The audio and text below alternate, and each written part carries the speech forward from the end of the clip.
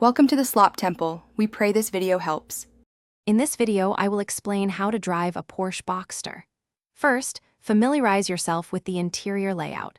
Locate the ignition, typically on the left side of the steering column.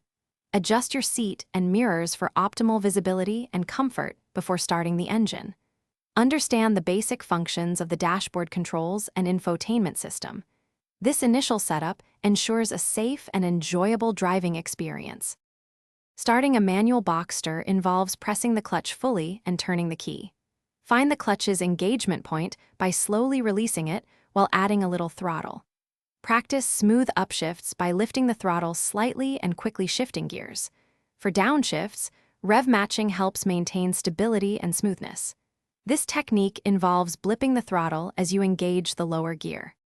The Porsche Boxster's mid-engine layout provides exceptional balance and handling. When cornering, look through the turn and apply smooth steering inputs. Gradually increase throttle as you exit the corner, feeling the car's grip. Avoid sudden movements, as the Boxster responds best to precise and deliberate actions. Understanding its dynamics enhances your control and driving pleasure.